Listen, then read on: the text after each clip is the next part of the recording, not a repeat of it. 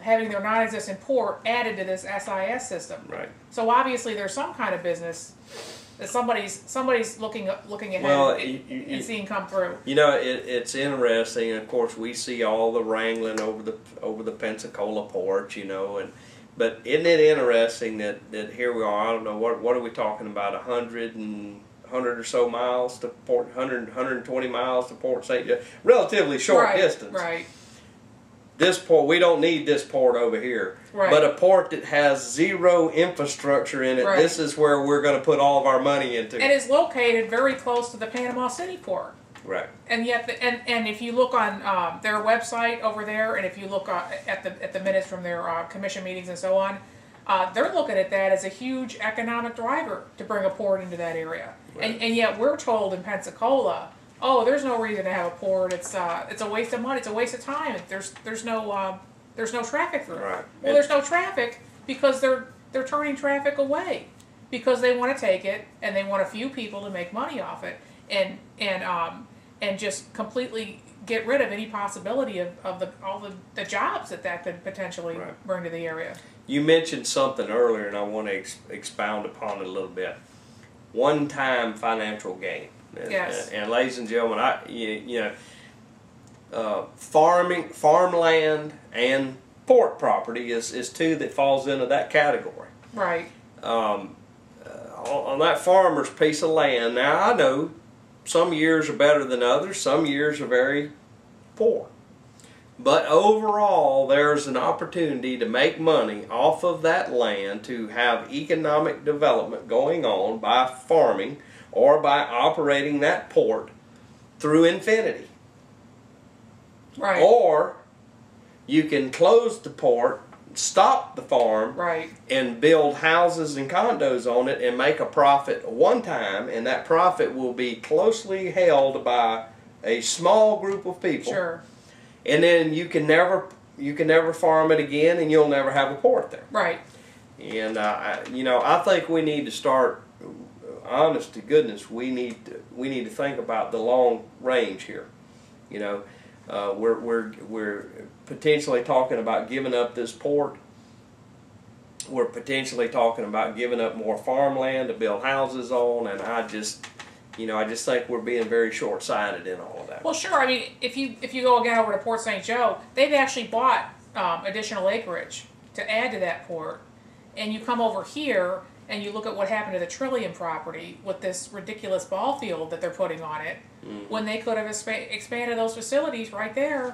Should have been, and there's some commerce coming through. They should have been looking at expanding the port. But they don't like the way it looks downtown when there's port traffic down there, and they don't like the railroad tracks. You know, bump the car when you go over them. And this is the mentality that ruins it for everybody else. Well, you know, one thing that I would like to say, and I'm glad you brought that up, in a potential museum and the University of West Florida building and some condominiums and a great deal of infrastructure. When Hurricane Ivan came through that area, and 4 blocks up the hill had water in it, how well would all of that have fared in that? Right. Where on the other hand, if you have a port with a bulkhead, you're going to have some water in your warehouse. You may damage some of your cargo, but chances are you're not going to completely ruin buildings and tear stuff up down there. Yeah. Well, I think if you went out and actually asked the majority of people, not just in the city of Pensacola, but this whole area is potentially going to be impacted by the port. Well, do you want to see the port go away and see condos go up? You know, and this other stuff they want to put in over at Trillium? Most people are going to say no. They don't want. They don't want a bunch of condos. Of course they are. Now, in that discussion, and we met another very wise person in there. He did tell us that part of the problem with the Pensacola port is Pensacola is unique in that the city council runs the port of Pensacola. Correct. Yes. Every other port in the state of Florida has a commercial group of folks. Right, an authority. An authority. In every other place in the state, there's a port authority. Right. But we have the city council here. Yes.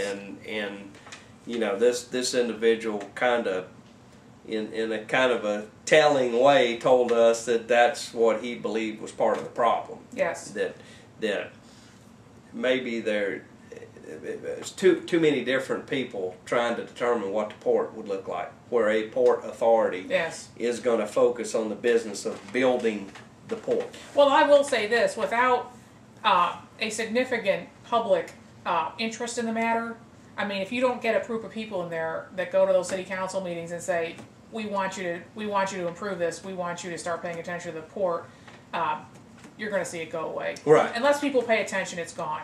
Well, you know what'd be funny though if they do close the port, and then the condo people move in and they put up a solid wall 14 stories high, and then the people downtown can't see the water anymore. That would be funny. Yeah. Yeah, that would be funny, wouldn't it? Well, you know, overall, I want to tip my hat to the folks that put this together. There is a lot to it. I was very proud that Deborah and I was allowed to have our input. The only place where I think it kind of got out of hand was the final portion of the program, ladies and gentlemen, was what are we going to do in 2060? Well, you know, most of us understand 2010, and there's actually a plan already for 2025. But then they throw out 2060, and they threw up a bunch of things on the screen. You know, we'll need 13 million more new jobs, and all on and on. And of course, I had to raise my hand. I said, you know, we lost 58,000 people in the state of Florida this last year. Your numbers, 13 million jobs. What in the world are you? How do you figure you're going to need 13 million jobs? Because everybody that moves to the state of Florida is coming to retire. Right. They're not coming here looking for a job. Yeah. And the only thing that we have in the state of Florida is to serve a drink at the Copacabana for the rich retired people that's moved here. Right. And we have our workman's comps is you know, and people have stopped moving to Florida now. Yeah. And I don't know, but between homeowners insurance, hurricane insurance, flood insurance, and property taxes that are still pretty high across the state, you know, just 2060 is too far out there. And, well, the other problem with that is if you're focusing on incoming retirees and people like that, the snowbirds, the focus is going to be on building up the beach. Right. And destroying the beach. Well, and, you know, and that was the other thing that I wanted in the record too. As long as you have unbridled growth on all the coastlines, you're never going to have reasonable homeowners insurance in the state of Florida. You have killed the golden goose by allowing overdeveloping the coastal regions of the state. You know? I think they were pleased that we came. Well, you know, they seemed very nice, and like I said, my hat is off to them. It was a well-managed meeting. Their facts were there. They made it very abundantly clear at the beginning that they wanted input. Ladies and gentlemen, they wouldn't move from one slide to the next until they got some input. I mean, sometimes even goading us into input. You know? So, and that was fine, and it's just, it kind of falls into the Stephen Hawking's category again. It's a big thing to get your arms around, but we saw some pretty decent things in it. There was one concern. You kind of noticed the board makeup. Yes. This is the leadership committee who make these decisions for this organization. The SIS Strategic Plan Update Leadership Committee members. Now you have to understand, ladies and gentlemen, that this is a group of members who volunteer. Right. And they're making long-term plans for everybody else.